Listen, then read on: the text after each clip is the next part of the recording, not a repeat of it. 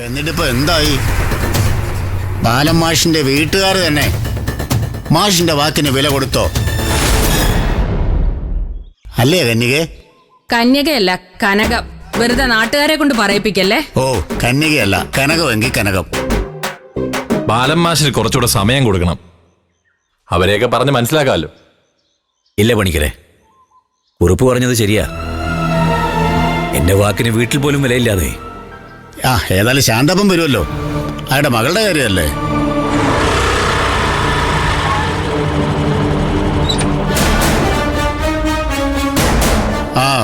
വരുന്നുണ്ട് ശാന്തപ്പം വരുന്നുണ്ട്.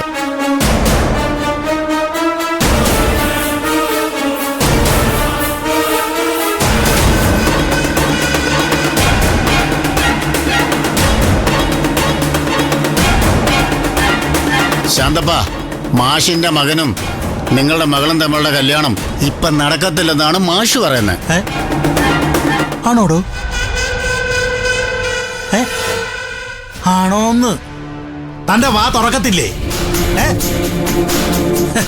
ശാന്തപ്പന് വെല്ലുവിളിച്ച് എന്റെ മോളുടെ കല്യാണം നടത്തുമെന്ന് ഈ കരയോക്കാരുടെയും കരക്കാരുടെയും മുന്നില് വാക്കുകൊടുത്ത തന്റെ വാ തുറക്കത്തില്ലേ?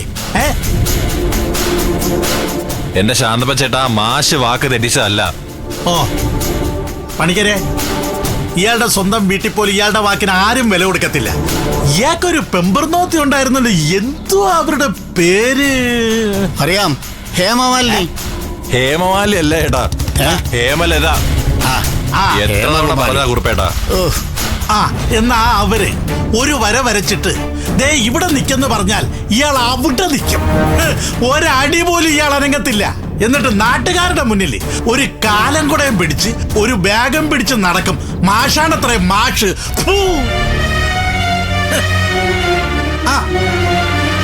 വന്നല്ലോ ആഫീസർ. അച്ഛാ വാ, നമുക്ക് പോ. അവൻ പറയട്ടെ, അവൻ പറയുന്നത് കേൾക്കാൻ ഞാൻ ബാധ്യസ്ഥനല്ലേ. നല്ലൊരു ചെറുക്കനുമായിട്ട് ഞാൻ എന്റെ മോക്കൊരു കല്യാണം നിശ്ചയിച്ചതാ. ദേ യവനും അവന്റെ തന്തയും കൂടെ ഒരു കള്ളക്കേസ് ഉണ്ടാക്കി അത് മുടക്കി. അതെല്ലാം നിങ്ങൾക്ക് അറിയാവുന്നതല്ലേ, നിങ്ങളെല്ലാം നേരിട്ട് കണ്ടതല്ലേ. ശാന്തപ്പേട്ട മതി, നമുക്ക് കൂടിയാലോചിച്ച് എന്താ വേണ്ടെന്ന് വെച്ചാൽ ചെയ്യാം. കൂടിയാലോചിച്ച് തീരുമാനിക്കാനേ നമ്മൾ ഷെയർ ഇട്ട് അടിക്കാൻ പോവല്ലോ. ശാന്തപ്പന് ഒരു കുപ്പി അടിച്ചാലും 12 കുപ്പി അടിച്ചാലും ദേ ഇങ്ങനെ നിൽക്കൂ. അതുപോലെ ശാന്തപ്പന്റെ വാക്ക്. അതുകൊണ്ട് ശാന്തപ്പനെ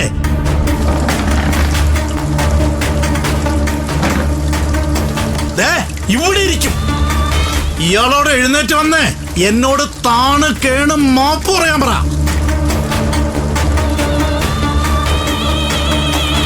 അച്ഛാ വാ, നമുക്ക് വീട്ടിലേക്ക് പോ. എവിടെ പോവാൻ? എങ്ങോട്ട് പോവാൻ? ഒരിടത്തും പോണില്ല.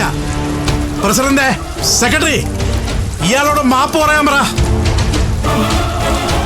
ഈ കരയോക്കാരുടെ മുമ്പിൽ വെച്ച് ഇയാളോട് മാപ്പ് പറയണം. മാഷേ, ഒരു മാപ്പല്ലേ അങ്ങ് പറഞ്ഞേക്ക്.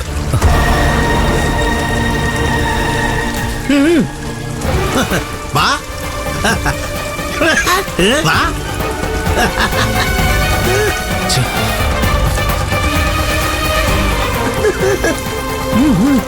പിടിച്ചോ, പെട്ടെന്ന് പിടി.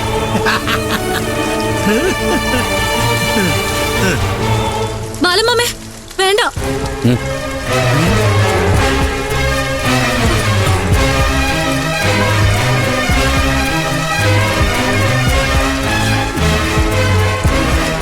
ബാലമാമയല്ല, നിങ്ങളാ മാപ്പ് പറയേണ്ടത്. എനിക്ക് ഈ കല്യാണത്തിന് സമ്മതമല്ലെന്ന് പറഞ്ഞതുകൊണ്ടാ ബാലമാമ നിങ്ങളുടെയൊക്കെ മുൻപിൽ തല കുനിച്ച് നിൽക്കുന്നത്. അതും എനിക്ക് വേണ്ടി.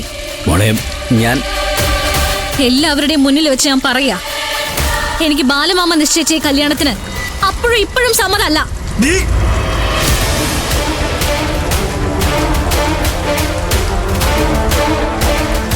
ഇനി ഇവരുടെ മുൻപിൽ മാപ്പ് പറയേണ്ടത് നിങ്ങളാ.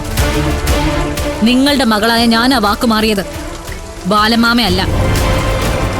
പറ, ബാലമാമയോട് മാപ്പ് പറ. മാപ്പ് പറയാൻ. ചെറുപ്പം മുതൽ കൈവശം കൊടുത്ത് എവളെ കയ്യിലെടുത്ത് വെച്ചേക്ക. നേരത്തെ ഇത് അറിഞ്ഞിരുന്നെങ്കിൽ ഇയാൾക്ക് ഞാൻ എലിവിഷം കൊടുത്തേനെ.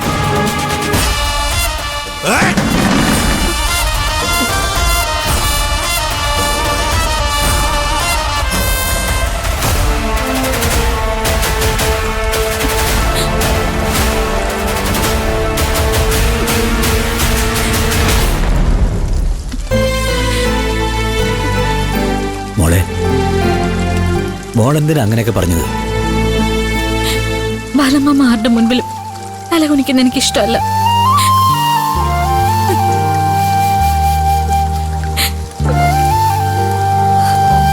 വാ അച്ഛാ.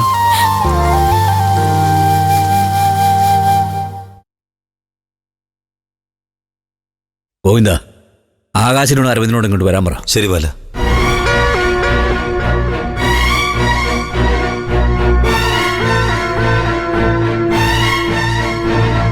മോളെ അനു, ആ, എല്ലാവരോടും ഇങ്ങോട്ടൊന്ന് വരാൻ പറ. അമ്മേ, ദേ എല്ലാരും വിളിക്കുന്നു. വാ. മാമൻ എന്തിനായിരിക്കും വിളിപ്പിച്ചേ?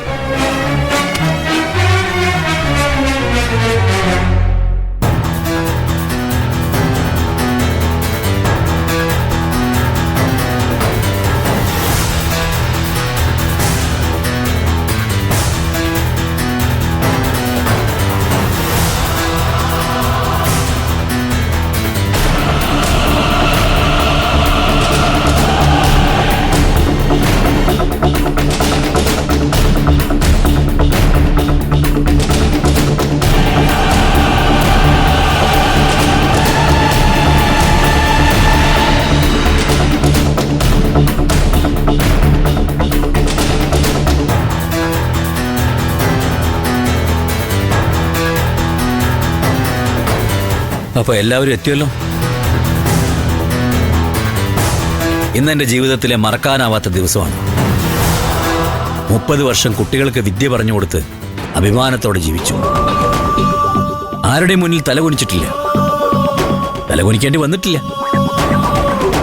പക്ഷേ ഇന്ന് അതും സംഭവിച്ചു. കൊടുത്ത വാക്ക് പ്രാവർത്തികമാക്കി കാണിക്കുമ്പോഴാണ് ഒരാൾ യഥാർത്ഥ മനുഷ്യനാവുന്നത് എന്ന് ഒരുപാട് വേദികളിൽ ഞാൻ പ്രസംഗിച്ചിട്ടുണ്ട്. അതൊക്കെ ഓർക്കുമ്പോ എനിക്ക് എന്നോട് തന്നെ പുച്ഛം തോന്നുക. മക്കളാണ് ഏറ്റവും വലിയ സമ്പാദ്യം എന്ന് വിശ്വസിച്ചിരുന്നു. ആ വിശ്വാസവും നഷ്ടപ്പെട്ടു. അതുകൊണ്ട് ഞാൻ ഈ തറവാടും മറ്റു സ്വത്തുക്കളൊക്കെ ഭാഗം ചെയ്യാൻ തീരുമാനിച്ചു.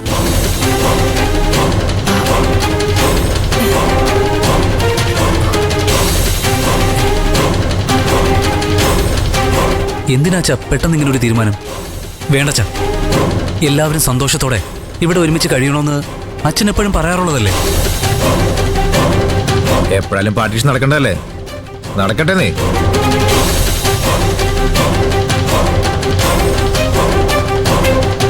അതെ, ഇനി ഭാഗം ചെയ്യാൻ ഉദ്ദേശിക്കുന്നത് എങ്ങനെയാണെന്ന് കൂടി പറയാം.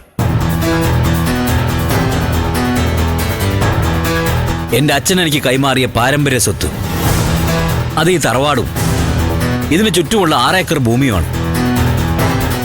പിന്നെ വെളിനാട്ടെ 90 ഏക്കർ പാടശേഖരം, സ്വതന്ത്രമുക്കിലെ കെട്ടിടം, ഇതെല്ലാമാണ്